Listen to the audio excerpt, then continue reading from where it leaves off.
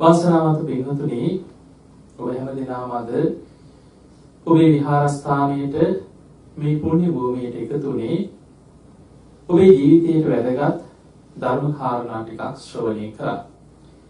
විශේෂයෙන්ම බණ අහනකොට අපි කවදා කොතන කොයි මොහොතේ බණ ඇහුවත් අපි තුල කාරණා පහක් පිළිහිටවාගෙන බණ අහන්නට ඕනේ.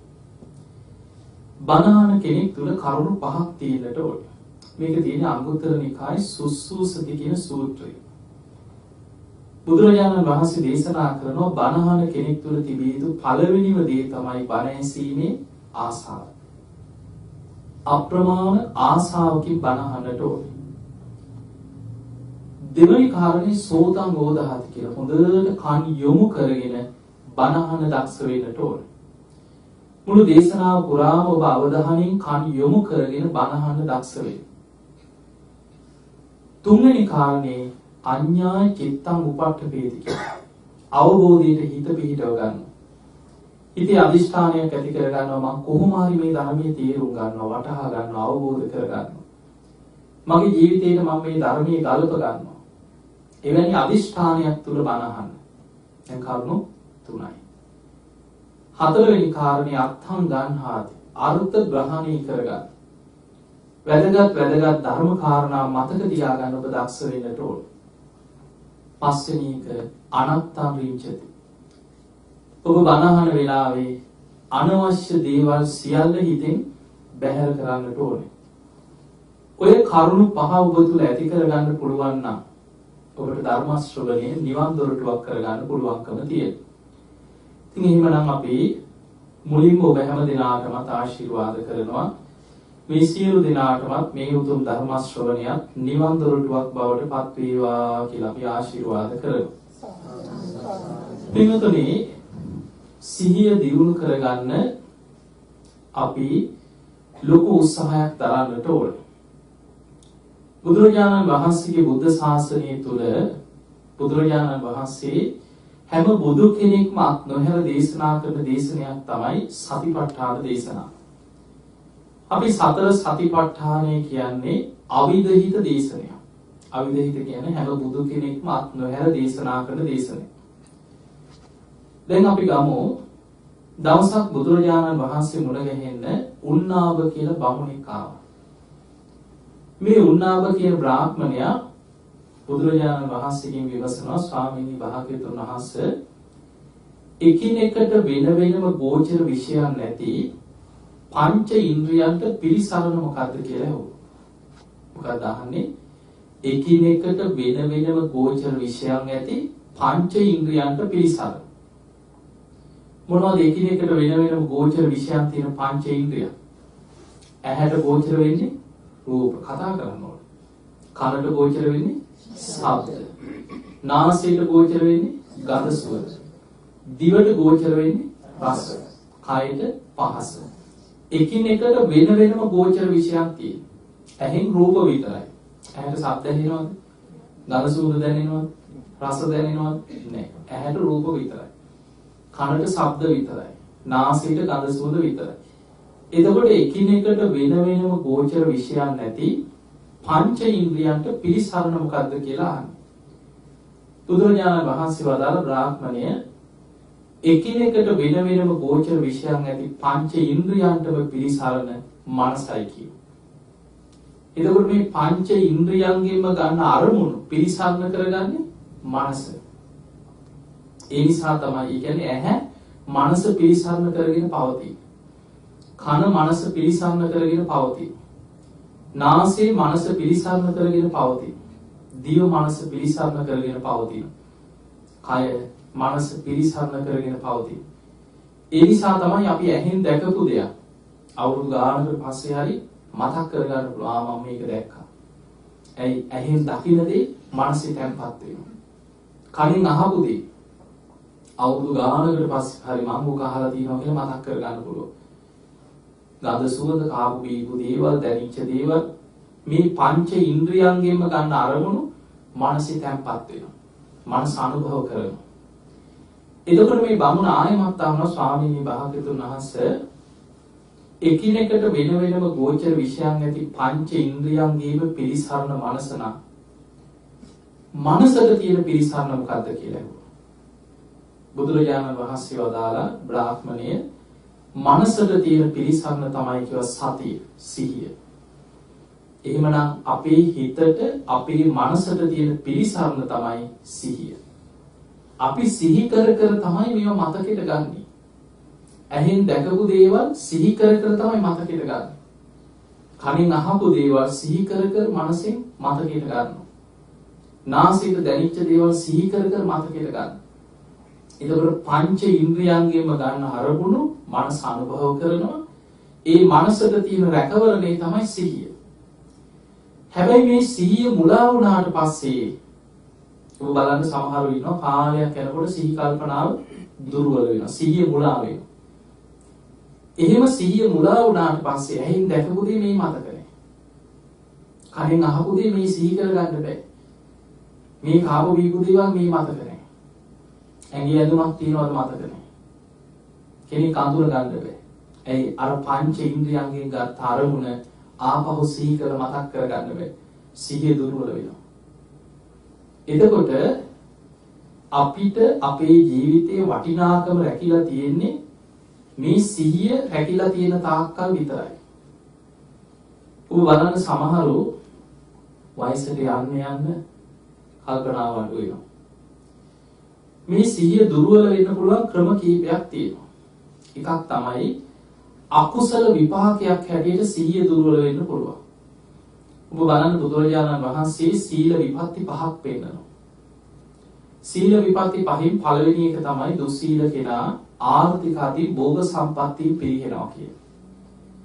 දෙවෙනි එක දුස්සීල කෙනා ගැන සමාජ විශාල අපකීර්තියක් පැතිරෙනවා. හොරේ, දුස්සීලේ, බොරුකාරේ එහෙම සමාජයේ ඒ පුද්ගලයන්ගේ දුස්සීලකම් තුළ අපකීර්තියක් පැතිරිලා යනවා. තුන්වෙනි එක සමාජ විසරදව පෙනී ඉන්න බෑ කියන හැම වෙලෙම තමන්ගේ හිත තැති ගන්නවා. හතරවෙනි එක තමයි මරණාසන්න වෙනකොට සිහි කල්පනාව දුර්වල වෙනවා. සිහි මුලා වෙනවා කියන්නේ. එතකොට දුස්සීලකමේ එක විපාකයක් තමයි මරණාසන්න වෙනකොට සිහි කල්පනාව දුර්වල වෙනවා. ඒක අකුසල විපාකයක් හැටියට ditta ධම්ම වේදනියෝ මෙලවම සිහිය දුර්වල වෙනවා දුස්සීලව ජීවත් වීම තුළ. එහෙම සිහි මුලා වෙලා අකුසල විපාකයක් හැටියට සිහිය මුලා වෙලා මැරුණොත් කොහේයිද? අසම්මෝල් හෝ කාලං කරෝති නිරයන් කිය. සිහි මුලා වෙලා අකුසල විපාකයක් හැටියට සිහිය මුලා වෙලා මැරුණොත් අපායයි තමයි.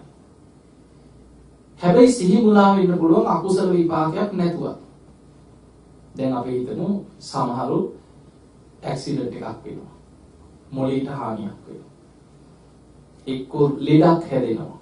දැන් ඔය කෝමා වගේ රෝග තත්ත්ව තියෙනවා. ස්නායු දුර්වලතාවයක් ඇති වෙනවා. ඒක ලෙඩක්.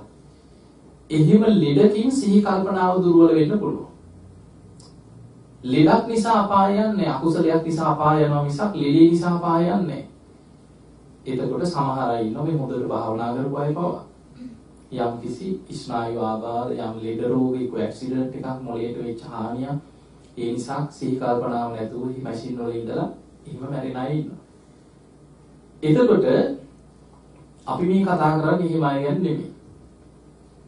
සිහිය දියුණු නොකිරීම තුළ දුස්සීලව ජීවත් වීම තුළ මෙලව ලැබෙන එක විපාකයක් තමයි සිහිය දුර්වල වෙනවා.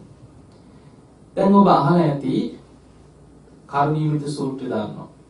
මෙත්තානිසංස සූත්‍රය කියලා තියෙනවා මෛත්‍රී වඩන කෙනාට ලැබෙන ආනිසංස 11. ඒකේ 10 වෙනි එක තමයි මෛත්‍රී වඩන කෙනා මෛත්‍රී භාවනාව පුරුදු කරගත්ත කෙනා මරණාසන්න වෙනකොට සිහි මුලා වෙන්නේ නැහැ කියනවා. අන්න සිහිය රැකෙන එක ක්‍රමයක්. මෛත්‍රිය වැඩිීමේ පිණින් සිහිය රැකෙනවා. මරණාසන්න වෙනකොට සිහි මුලා වෙන්නේ නැහැ කියනවා. ඊළඟ සීල සම්පත්තිය අතරක් තියෙනවා සිල්වත් කෙනා මරණාසන්න වෙනකොට සිහි මුලා වෙන්නේ නැහැ කියනවා. දැන් හිතන්න සිහි කල්පනාව නැත්නම් මරණාසන්න වෙනකොට තමන් කරපු පිනක් කුසලයක් මතක් කරගන්න පුළුවන් තමන්ට. ඔබ හිතන්න පුළුවන් බෑ. දරුවෙකුට නෑදෑයෙකුටවත් පුළුවන් අම්මට මතකයි අම්මා මේ වගේ පින් කරා. අම්මා මතක් කරගන්න අම්මේ. තාත්තට මතකද තාත්තා මේ තරම් පින්කම් කරගත්තා. සිහි කරන්න තාත්තේ කියලා කනට කරලා හරි. ළඟ ඉඳගෙන හරි අපිට කල්යාණ මිත්‍රයෙක් හැටියට පිළිහිට වෙන්න පුළුවන් සිහිය නැත්නම්. අපිට ඒක කරන්නත් බෑ. එතකොට මරණාසන්න වෙනකොට සිහිය දුර්වල වුණොත් සිහි කල්පනාව දුර්වල වෙලා ගියොත් බොහොම අවාසනාවන්ත තත්ත්වයක්. ඒ නිසා අපිට අපේ ජීවිතේ සිහිය රැක ගැනීම පිණිස අපි ලොකු උත්සාහයක් දරන්නට ඕන. දැන් අපිට යම් සිහියක් තියෙනවා. අපි සිහියෙන් තමයි මේ හැමදේම කරන්නේ. අපි ඉගෙන ගන්න මේ වැඩ කටයුතු කරන්නේ. ඔබ යම් තැනක හොයාගෙන ඉන්නේ මිනිස්සු අඳුරගන්න මේ ඔක්කොම අපිට සිහි කල්පනාව තියෙනවා. හැබැයි අපේ සිහිය තාම ඉන්ද්‍රිය ධර්මයක් නෙමෙයි. මේ සිහිය ඉන්ද්‍රියක් බවට පත් වෙන්නේ සද්ධානුසාරී වෙනකොට. සද්ධානුසාරී ධම්මානුසාරී කෙනාට තමයි ඉස්සල්ලාම පංච ඉන්ද්‍රිය ධර්ම සියුම් වශයෙන් මද පමණින් හරි තමා තුළ පිහිටන්න පටන් ගන්න. එතකොට සෝවාන් වෙනකොට ඉන්ද්‍රිය ධර්ම තව ටිකක් තමා තුළ හොඳට පිහිටනවා. සකදාගාමි අනාගාමි මාර්ගඵල ලබාගෙන ඉහළට යන්න සති ඉන්ද්‍රිය වැඩෙනවා. රහත් වෙනකොට තමයි සති ඉන්ද්‍රිය පරිපූර්ණ වෙන්නේ. එතකොට සිහිය ඉන්ද්‍රියක් හැටියට අපිට පුළුවන් අපේ සිහිය දියුණු කරලා ඉන්ද්‍රියක් බවට පත් කරගන්න. ඉන්ද්‍රියක් කියන්නේ දැන් අපි හිතමු මෙහෙම. අපේ ඇස ඉන්ද්‍රියක් කියන්නේ අපේ ජීවිතයත් එක්ක බැඳිච්ච දෙයක්. දැන් අද බණ අහන්න යනවා කියලා තියලා ඉන්න පුළුවන් ආරක්ෂාවට කියලා. අපේ ශරීරයත් එක්ක බැඳිලා තියෙන යන තැන අපිත් එක්කම බැඳිච්ච දේවල්. ඉන්ද්‍රිය. එතකොට අපිට ඒ වගේ අපේ ජීවිතයත් එක්ක බැඳිච්ච දෙයක් හැටියට සද්ධා ඉන්ද්‍රිය, විරිය ඉන්ද්‍රිය, සති ඉන්ද්‍රිය, සමාධි ඉන්ද්‍රිය, ප්‍රඥා ඉන්ද්‍රිය කියලා ඉන්ද්‍රිය ධර්ම පහක් තමන්ගේ ජීවිතයත් එක්කම බැඳිච්ච දෙයක් හැටියට පිහිටනවා. එහෙම සිහිය ඉන්ද්‍රියක් හැටියට පිහිටියට පස්සේ සිහිය දුර්වල වෙන්නේ නැහැ. එතනින් එහාට සිහිය වැඩෙන්නමයි පටන් ගන්න. ඊළඟට සති බලය පංච බල ධර්ම අතර සතිය බලයක් හැටියට වඩන හැටි උගන්වනවා. ධර්මාවබෝධය අරමුණු කරලා සති සම්බොජ්ජංගේ බොජ්ජංග ධර්මයක් හැටියට නිවන අරමුණු කරලා සිහිය වඩන්න පුළුවන්. සම්මා සති ආර්ය ශ්‍රාණික මාර්ගයේ අංගයක් හැටියට සිහිය වැඩෙනවා. එතකොට අපිට සිහිය මෙච්චර ඉහළට දියුණු කරගන්න පුළුවන්. ඊළඟ දේ තමයි අපේ මේ මතක ශක්තිය තියෙන සිහියත් එක්ක. අපි යමක් සිහි කරගෙන මේ මතකෙට ගන්න. භාවනා කරනකොට සිහිය දියුණු වෙන අපේ මතක ශක්තිය වැඩි වෙනවා. ඒ නිසා තමයි ওই මහරහතන් වහන්සේලා දැන් අද මේ ත්‍රිපිටක පොත්වල ලියාගෙන අපි පොත් පෙරලගෙන ගියාට ඉස්සර මේ ඔක්කොම සජ්ජායනා කර කටපාඩමින් අරගෙන ඇවිල්ලා තියෙනවා. ධර්ම සංගායනා කර මහරහතන් වහන්සේලා සජ්ජායනා කර ශිෂ්‍ය පරම්පරාවල් වලට වෙනම කොටස් කටපාඩම් කර කටපාඩමින් තමයි මේ ධර්මය අරගෙන ආවේ. එතකොට ඔබ අහලා ඇති ලංකාවේ ඇති වුණා කියලා බැබලිතියා සායක විශාල සාගතයක් නියඟයක් ඇති වුණා. බලගම්බා රජුගේ කාලේ. ඒ වෙනකොට ත්‍රිපිටකයේ සජ්ජායනා කර කටපාඩම් කර හිටිය රහතන් වහන්සේලා මිනිස්සුන්ට කන්න බොන්න නැති වෙනකොට මිනිස්සු මිනිමස් කන මට්ටමට දරුණු වුණා.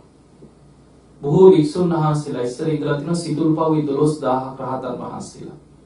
තිස්ස මහරාමේ තමයි දකුණේ මහා විහාරය. එහෙත් 12000ක් වැඩ හිටියා කියලා. මේ 24000ක් මහරහතන් වහන්සේලා යාල කැලී මැද්දේ දාන්නේ නැතුව පිරිනිවන් පෑවා. මොකද උන්වහන්සේලා ඉතිහාස පොත්වල සඳහන් වෙනවා තිස්ස මහරාමේ තිබුණා කියන අවුරුදු 3කට සෑහෙන වී ගබඩාවක්. සිතුල්පව්වේ තිබුණ අවුරුදු 3කට පමණක් සෑහෙන වී ගබඩා තිබුණා. හැබැයි ඒ වී ගබඩා යම් මී උවදුරක් නිසා සම්පූර්ණයෙන් මේ ඔක්කොම විනාශ වෙලා නියඟයත් එක්කම අර ගබඩාවල විනාශ වෙලා. තිස්ස මහරාමයේ පිටත් වුණා සිතුල්පව්වට එහි වී තියෙනවා කියලා. සිතුල්පව්වේ පිටත් වුණා තිස්ස මහරාමයට. දෙගොල්ලම යාල කැලේ මැද්දේදී එකට හම්බුණා. දෙගොල්ලන්ටම තේරුණා අපි යන ගමන වැඩක් නැති ගමනක්. ඒ ස්ථාන දෙකේම වී ගබඩා විනාශ වෙලා ඉවරයි. අපි යාල කැලේ මැද්දේම භාවනා කරගෙන මේ කොළ වලදලා පුළුවන් තාක් කලිමු කියලා යාල කැලේ මැද්දේම කොළ වලදලා ටික කාලයක් වැඩ ඉඳලා කැලේම පිරිනිවන් පෑවා. එතකොට මෙහෙම වෙනකොට දහස් ගණන් රහතන් වහන්සේලා පිරිනිවන් පානකොට ධර්මයේ කටපාඩම් කරගෙන හිටපු පිරිස දෙකට බෙදලා එක කොටසක් ඉන්දියාවේ කාංචිපුර කියලා ප්‍රදේශයකට යනවා. එහෙට ගිහිල්ලා ධර්මයේ සත්‍යයනා කර කර එහෙ ඉඳන් කටපාඩම් කරා. තව කීප දෙනෙක් කල්පනා කර අපිත් මගදී හරි අනතුරකටපත් වුණොත් ওই ගමන යන්න ගිහිල්ලා මේ ධර්මයේ රැක ගන්න අපි මෙහි ඉන්නම් කියලා නැගෙනහිර මුහුදු වෙරළට වෙලා වැටකේ අයිස්මයි මුහුදු වතුරයි කියලා. අර වැටකේ අයිස්ම ටිකක් මෙහි කරලා දිවට දා ගන්නවා. වැල්ලි වැතිරිලා මුහුදු වැල්ලි වැතිරිලා ධර්මයේ සත්‍යයනා නැගිට ගන්නවා පණ නැහැ. ඒ සත්‍යයනා කර කර ත්‍රිපිටක ධර්මය ආරක්ෂා කරනවා. අවුරුදු ගානක නියගින් පස්සේ ඉන්දියාවට වැඩම කරපු පිරිස ආයමත් වැඩිය. මේ දෙගොල්ලම මුණ ගැහිලා ඉස්ලාම කරා කියන්නේ වෙන වෙනම සත්‍යයනා කර සංගායනාවනේ සත්‍යයනේ කරා. මොකද දැන් අවුරුදු ගානක් දෙපැත්තකට බෙදිලා වෙන වෙනම ධර්මය ආරක්ෂා කරේ කටපාඩම් කර යම් ධර්ම කරුණක් Taman අතින් ගිලිහුණාද කියලා බලන්න වෙන වෙනම සත්‍යයනා කරලා බැලුවා. ඉන්දියාවට වැඩම කරලා කටපාඩම් කරගත්ත පිරිස එක දිගට සත්‍යයනා කරගෙන ගියා අනිත් අය අහගෙන හිටියා. එහෙම ඉවර වුණාට පස්සේ ලංකාවේ නැගිනහිර මුහුදු වෙරළයිනේ දුක් විඳගෙන වැටකී අයිස්ම වළඳමින් ධර්මයේ සත්‍යයනා කරපු ඒ පිරිස කටපාඩම් දුන්නා අනිත් අය අහගෙන හිටියා. දෙගොල්ලන්ටම වැටුණා කියනවා කිසිම ධර්ම කරුණක් ගිලිහිලා නැහැ. ඒකට හේතුව මේ සිහිය පරිපූර්ණත්වයට පත් කරලා සතීන්ද්‍රිය ඉහළට වඩපු අමතක වීමක් නැහැ සිහිමුලා වීමක් නැහැ රහතන් වහන්සේලා. හැබැයි උන්වහන්සේලා ආයිමත් සාකච්ඡාවක් කරා අනාගතේ මීට වඩා දරුණු නියගයක් දුර්භික්ෂයක් ආවොත් කටපාඩමින්ම ගෙනියන ක්‍රමය අනාගතේට අනතුරු සහිත වෙන්න පුළුවන්. ඒ නිසා අපි මේක ලියලා තියමු කියලා තමයි මාතලියාල විහාරයේදී ග්‍රන්ථාරූඪ කරන්නට යෙදුනේ. පොත්වලට ගත්තේ පුස්කොළ පොත්වල ලියන්න ගත්තේ. එතකොට අපිට පේනවා මේ තරම් විශාල ධර්මස්කන්ධයක් 84000ක ධර්මස්කන්ධය කටපාඩම් කරගෙන ආවේ. දැන් ඔබ දන්නවා ආනන්ද හාමුදුරුවෝ තමයි සතිමන්තාන සිහිනුවන තියෙන භික්ෂූන් අතර අග්‍රම කෙනා. ඒ සිහිනුවන නිසා තමයි මතක ශක්තියෙන් අග්‍ර කෙනා බවට පත් වෙන්නේ. උන්වහන්සේ තමයි මතක ශක්තිය සිහිනුවණින් ධාරණ ශක්තිය බුදුරජාණන් වහන්සේ කියූ පමණින් ඒ සැනින් ඒක මතක තියාගන්න පුළුවන්. ධර්ම භාණ්ඩාගාරය. ඒ තරම් ධර්මයක් මතක හිටින්නේ ඒ සිහිය දියුණු වෙච්ච සිහිනුවණින් අග්‍ර කෙනෙක් නිසා.